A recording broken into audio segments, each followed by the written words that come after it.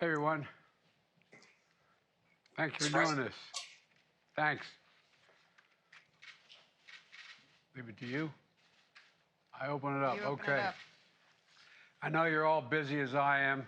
Thank you for making the time, but as I need not tell any of you, we're in a really an important area here, and we have to act. I'm joined by a group of Democratic governors. We work closely to protect women's rights after this tragic reversal of Roe v. Wade. A terrible, extreme decision, in my view, upending lives and impacting on the health and safety of millions of women. And I share the public outrage at this extremist court that's committed to moving America backwards with fewer rights, less autonomy, and politicians invading the most personal decisions that not only women, but we'll find if they expand on this decision, men as well. But as I've said last week, this is not over. Last week, I announced two specific actions. First, if extremist governors try to block a woman from traveling from her state that prohibits her from seeking medical help she needs to a state that provides that care, the federal government will act to protect her bedrock rights through the Attorney General's office. Second, if states try to block a woman from getting medication the FDA has already approved and has been available for more than 20 years, my administration will act and protect that woman's right to that medication.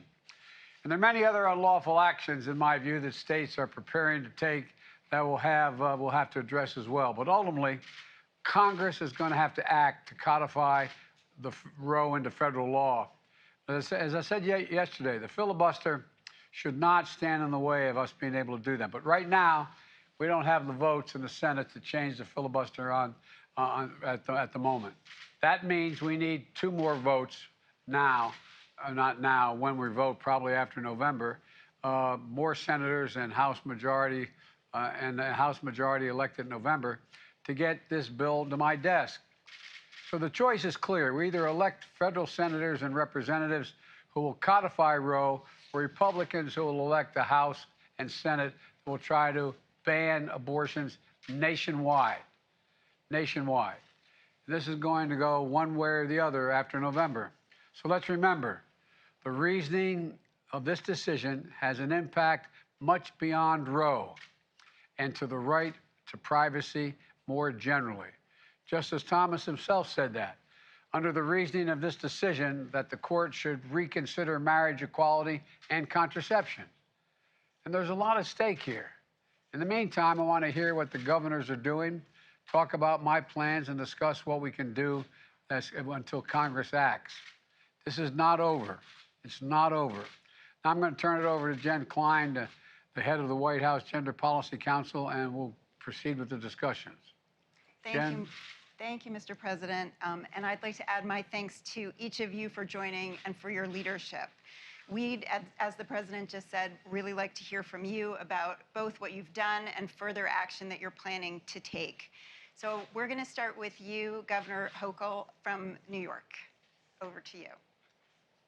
Thank you, Jen, and thank you, Mr. President, for convening us with the sense of urgency that I feel that you are conveying, because this is a frightening time for women all across our nation.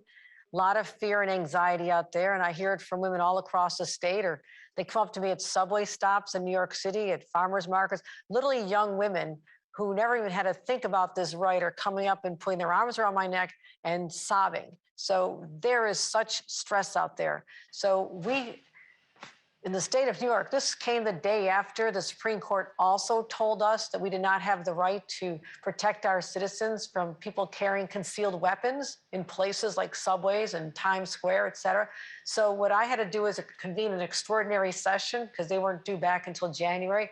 I brought them back, and literally at 2 a.m. this morning, while we're still working on the gun legislation, I changed my proclamation to say we'll also include, to give further protections for women in the state, what we call the equality agenda.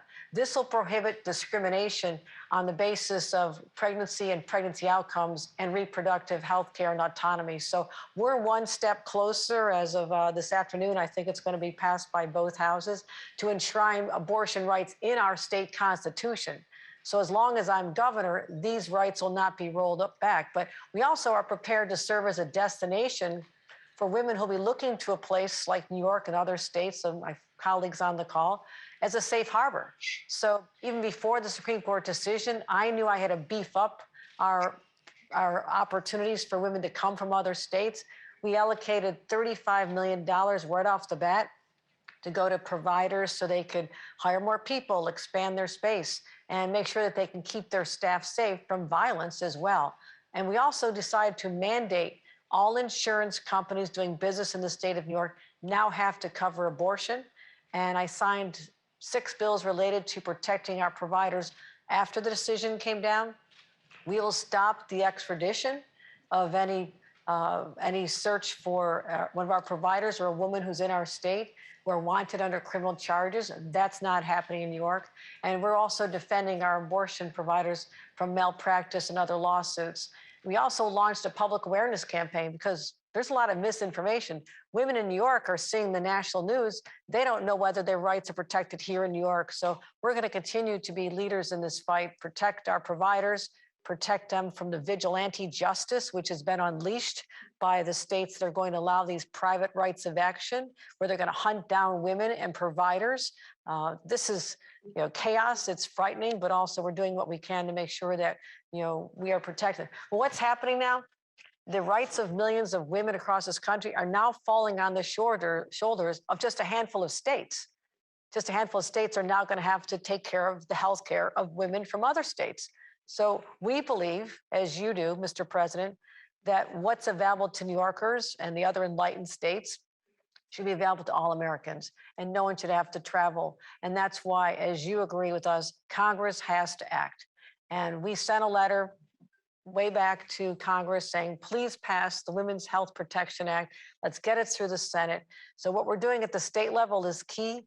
But I completely agree with you, and I commend you, Mr. President, for standing up and talking about the fact that it is the filibuster that's preventing the majority of senators, and it is the majority of senators who want to speak on behalf of the majority of Americans. But we understand our options are limited until next January with a new Senate, and we're all going to be focusing very hard on that outcome because it is a matter of life and death for American women, because we do not want to go back to the days anywhere in this country of the back alley abortions, which are real. I talked to one of my neighbors down the hall whose husband used to perform these abortions before abortion was legal in New York State in 1970. And so this is not just hyperbole, it is real. So what we're asking to help continue at the federal level, we believe that more can be done to fund family planning services more broadly, to allow the providers and their clinics to have federal resources for these services, and they can focus on private dollars for abortion services.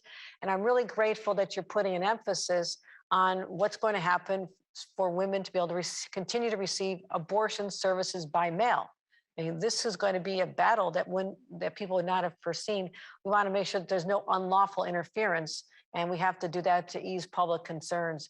And also, Mr. President, we'd ask that you consider your ability to use federal facilities. What am I talking about? Veterans hospitals, military bases, and other places where the federal government controls the jurisdiction in some of the states that are hostile to women's rights, and make sure that those services can be available to other women. So those are just a few of the ideas that we encourage you to look at. An idea of what we're doing at the New York State level, but literally before close of business today, we will have the first step toward a process of changing our Constitution, which is the boldest step we can take, and we just started that today. So thank you for convening us. We are there to stand with you to do something that protect a right that my mother's generation had to fight for, I fought for, my daughter who's in her 30s had to fight for, and now, Mr. President, I have a brand new granddaughter. And thank you for your note acknowledging that. I didn't think we'd have to fight this battle for her generation as well, but apparently we do, but we are ready to take on that fight. So thank you.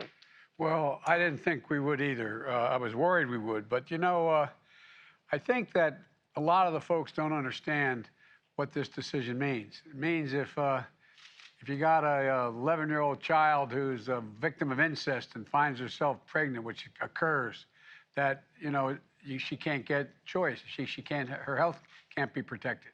You find, if you're raped, there's no exception. I mean, there's so many things that people really haven't focused on yet. beyond the fundamental right of a woman to be able to choose. And so I just think that, as you pointed out, Kathy, it's just gonna be a big deal that we get people out to vote, because here's what's gonna happen. I predict, if we don't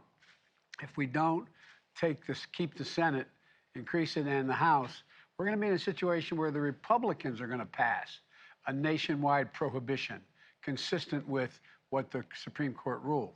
And so there's a lot at stake here, but I'm sure glad you're leading New York. For real. Thank you, Mr. Thank you. Thank you, Governor Hochul. I'm now going to turn to Governor Cooper. Thanks, Jen. Thanks, Mr. President, for convening this call and for your leadership, particularly on the filibuster. Unlike Governor Hochul in New York, our Republican legislature is not going to amend the Constitution, but this Democratic governor is going to hold the line to protect women's reproductive freedom in our state. It has really been devastating for so many, as reproductive care really has been halted in its tracks in many places across the country. That constitutional right that women have relied on for 5 decades has been ripped away. And for now, at least, where you live will determine your rights.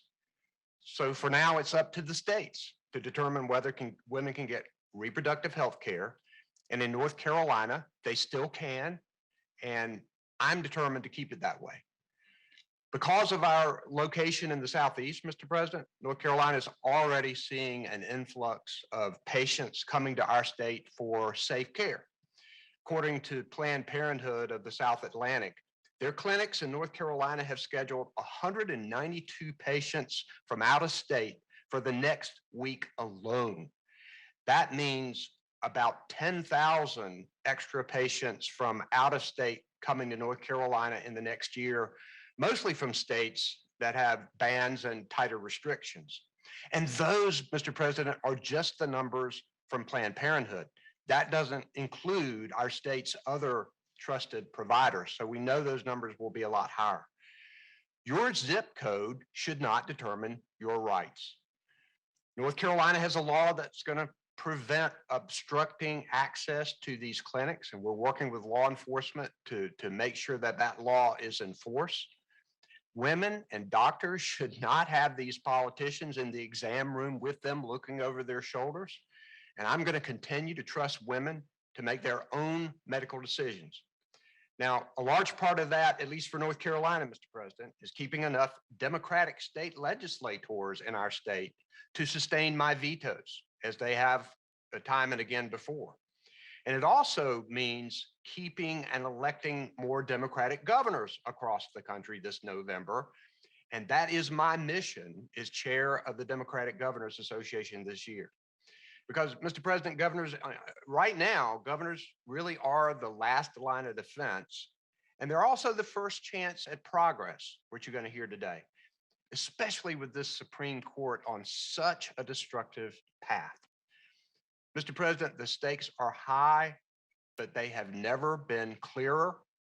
We are not backing down. We are ready to do what is needed to protect women's health. And Mr. President, I urge you to do everything you can on the federal level while we work hard in the states. Thanks for this opportunity. Well, Gov, look, Roy, you're doing a heck of a job, and a lot of your colleagues on this call are as well. I assure you that I got off the phone today with the Attorney General before I came. Matter of fact, it's one of the reasons I was, a few minutes late. And we're going to do everything within the power of the federal government to make sure that any attempt to obstruct anything from travel to access to medicine does not occur. We also, by the way, I think we're going to have to see, and this relates to Governor Hochul as well, that funding for family planning, not for abortion, but for family planning. And there's a lot we have to do, because a lot of women, for example, a lot of the family planning has to do with whether or not a woman gets access, poor woman gets access to cancer care, or things unrelated to choice. And so there's a lot we have to do. I think we can get it done. I think the American people are with us. And And again, I thank you for your leadership. And I'm not being solicitous, but you're always there. So thanks, pal. Thank you, thank you, thank you. Thank you, Mr. President. Grateful for you. And now we're going to turn to Governor Lujan Grisham. Thank you, Jen, and thank you, Mr. President. And I'm delighted, frankly, to join the fight with my incredible Democratic gubernatorial colleagues that we are, in fact, that brick wall against this horrific Supreme Court decision. I also, Mr. President, really appreciate that you've continued to lean in, that this privacy right debate extends far beyond choice. And what we do today in the space for protecting reproductive rights absolutely should move in the direction to prepare to protect everyone's additional privacy rights, including making sure that we don't roll backwards on same-sex marriage and other related issues. So New Mexico certainly saw this coming as a potential.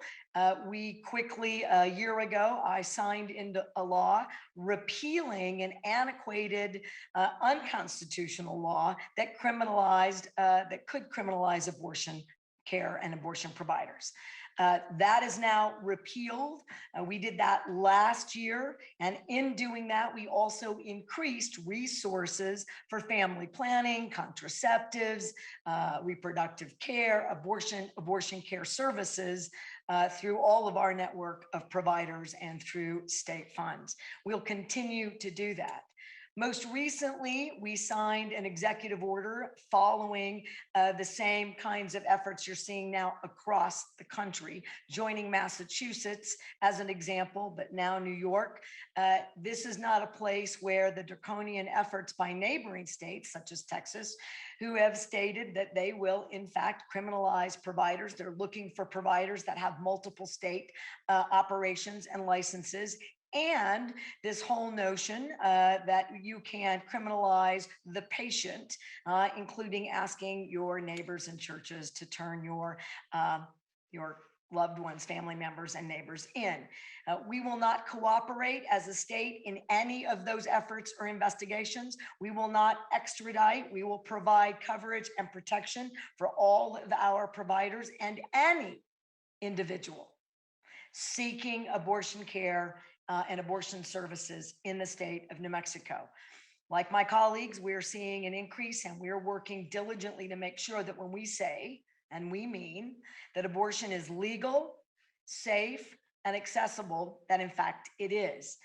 So as you talk about what we can do, given this Supreme Court decision, and given that my colleague, like Chairman Governor Roy Cooper, not every state has a democratically led legislature. We are going to need the feds to think about ways, not just the FDA protection for making sure that telemedicine is available for contraceptives and abortion care, but in fact, we're going to need to make sure that through a public health vehicle that we are in fact doing family planning. We should educate people. That should be a national campaign. We should talk about access points. We should be using school-based health centers. There's a number of things that we could use your assistance and your leadership, and you're already leaning in that direction, not just on preventing the criminalization, but making sure we're talking about where resources can in fact go that would protect women in states that have signaled that they have no interest in their wholesale bans in protecting women and other populations and keeping government out of their personal autonomous decision-making. Two, I agree wholeheartedly with Governor Hochul that there are more federal opportunities, and she mentioned several. I think that our Indian Health Service clinics could be another effective vehicle. I will tell you that I've been reached out by a number of sovereign nations who I think would be very supportive and interested. Certainly can't speak to that across the country, but they're clear that even a new recent Supreme Court decision limiting sovereignty has the same draconian, absolute, right, unfairness that is looking at being applied through the Supreme Court to them. So I think that may be yet another vehicle that we could expand that would protect women and particularly minority populations all across the country. We stand ready to fight hard across the country and making sure that you have what you need in Congress so that we can codify Roe v. Wade, so that your states that stand as that safe haven and brick wall will continue to do that and support as many women and their families all across America who are going to need us as we fight to win this battle. Well, Michelle, you're already standing up for folks in your neighboring states. It matters. It matters a lot. And one of the things that I'm finding is that we are beginning the process, or in the process of looking at all the alternatives, including the sovereign nation question.